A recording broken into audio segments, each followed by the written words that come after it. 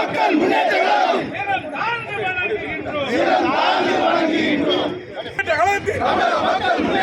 வீர வணக்கம் வீர வணக்கம்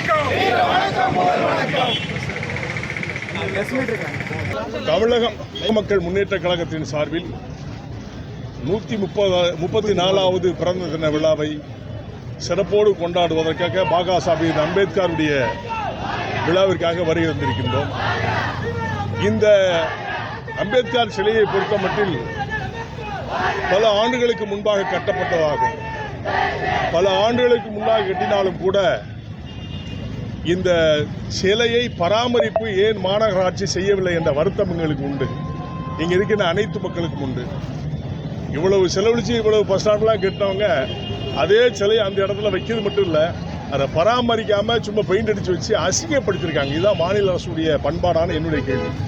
இதை ஏன் மாநகர ஆட்சியுடைய நிர்வாகம் ஏன் இதை சரி செய்யவில்லை என்பது எங்களுக்கு வருத்தம் அளிக்கிறது. உடனடியாக இந்த கூண்டை அகற்றணும்.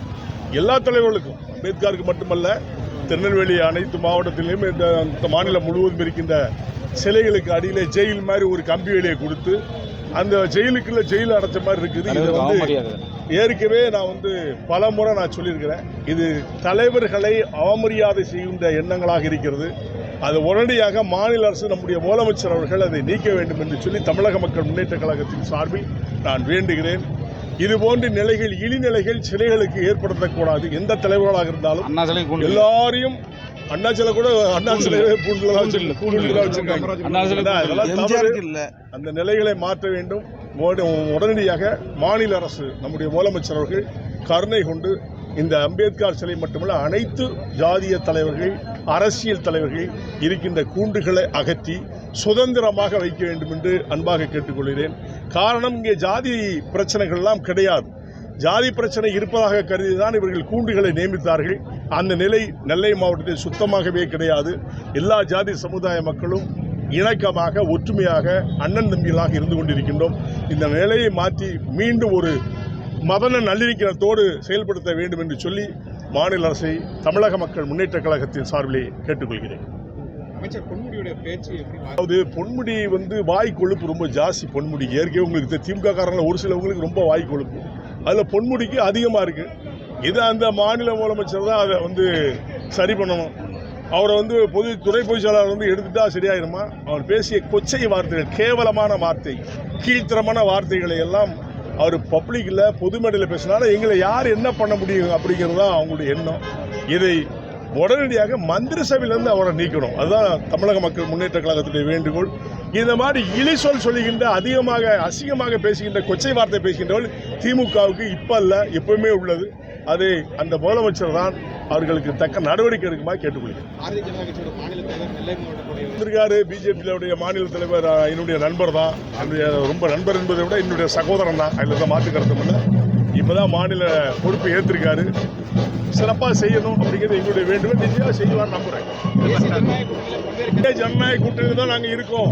பேச்சுவார்த்தைக்கு என்ன இருக்குது? இப்போ வரைக்கும் நாங்கள் அதில் தான் இருக்கோம். தேர்தல் காலகட்டத்தில் தான் நம்ம முடிவெடுக்க போகிறோம். அந்த நேரம் தான் சொல்ல முடியும். அது செயற்குழு, பொதுக்குழு, உயர்மட்ட குழு இதெல்லாம் நியமனம் செய்து அதுக்கப்புறம் தான் அதை முடிவு. தமிழக சட்டசபையில் கட்சத்தீவு, அது கட்சத்தீவு மீட்டுன்னு சொல்லி வெக்கமாக இருக்கு எனக்கு. ஏமாற்று வேலை கொடுத்தது அவங்க அப்பா, காங்கிரஸ் ஆட்சி, அப்போ இந்திரா காந்தி ஆட்சியிலே கொடுத்தது. இப்போ போய் கட்சத்தீவு தீர்மானம் போட்டால் உடனே கொடுத்துருவாங்களாமா? நீங்களே கொடுப்பீங்க, நீங்களே எடுக்கணும்னு நினச்சா அது என்ன? இதெல்லாம் மக்களை ஏமாற்றுவதற்கு ஒரு வழி. இதை சொன்னாங்க, அடுத்தால ஆரம்பிச்சிட்டாங்க. நீட்டுன்னு ஆரம்பிச்சிட்டாங்க. பார்த்தீங்களா? நீட்டும் பொய்த்து போனதுன்னு எல்லாருக்கும் தெரியும், மக்களுக்கு தெரியும், மாணவர்களுக்கு தெரியும். உடனே இப்போ தேர்தல் வந்தால் நீட்டு நாங்கள் மீண்டும் எடுப்போம். இந்த மக்கள், பாமர மக்கள் ஏமாளி மக்களாக இருக்கக்கூடாது, படித்தவர்கள் ஏமாறக்கூடாது என்பது தமிழக மக்கள் முன்னேற்ற கழகம் சொல்றோம். நீட்டை விலக்கை எடுக்க முடியாது என்பதுதான். தமிழகத்தில் தொடர்ந்து மாணவர்கள் தற்பையான, நான் ஏற்கனவே பல மேடையில் சொல்லிட்டேன். தன்னால சாவனுக்கு போய் அங்க நீங்க பரிந்துரை பண்றீங்க. தற்கொலை இப்ப தாய் தப்ப வளர்த்து ஆளாக்கி உங்களை சாவதுக்காக அனுப்பிச்சிருக்காங்க. ஒருடைய பயிற்சியில வர முடியலன்னு சொன்னா, மெடிக்கல்ல வர முடியும்னு சொன்னா இன்ஜினியர் போலாம் அக்ரிகல் போலாம், எவ்வளவோ படிப்புகள் இருக்கு. அதுல முன்னேறி போகணுமே தவிர தற்கொலை பண்ணிட்டாங்க, நீட்னால தற்கொலை, இதெல்லாம் அரசியல் பாலிடிக்ஸ். செத்தவனை பத்தி நீங்க வருத்தப்படாங்க, செத்தவன் சாவட்டும். படிக்க முடியாத ஏழாமையினால சாவறான தவிர நீட்னால செத்தான்னு சொல்லி பொய் பிரச்சாரத்தை பண்றீங்க, தவறு. தொடர்ந்து இப்ப அமைப்பது நல்லது தானேங்க, சிறந்தது தானே. இப்ப எல்லாருமே தமிழகத்துக்கான எந்த சுதந்திரம் இல்ல, அவர்களுடைய குற்றச்சாட்டு கொடுத்ததுக்கு பணம் கேட்க, அவங்க கொடுத்த காசுக்கு அவங்க கேட்கறாங்க, விடயம் கேட்கறாங்க. நாங்க கொடுத்த பணம் கொடுத்தோம், அதுக்கு என்ன பதில்னு கேட்கறாங்க. அதுக்கு யாரும் சொல்றது இல்ல. நிர்மலா சீதாராமன் நிதி வரல, இப்ப நிதி இல்லாம ஆட்சி ஆண்டிட்டு இருக்கீங்க. 9 லட்சம் கோடி கடன் வாங்கின அந்த பணம் என்னாச்சு? 9 லட்சம் கோடி கடன் வாங்கியிருக்கீங்க. இந்த பணம் என்ன மக்களுக்கு எல்லாம் செய்யலையா? அப்போ இன்னும் பணத்தை மட்டும் தானே பேசுறீங்க. மக்களுக்கு என்ன இந்த பராமரிக்கவே இல்லையா? அம்பேத்கர் சிலையே உங்களால சராய பராமரிக்க முடியல. கேட்டா நாங்க அம்பேத்கர் வாரிசுங்கிற மாதிரி பேசுறீங்க. சின்ன விஷயத்தையே உங்களால் ஃபண்டமெண்டலே செய்ய முடியல.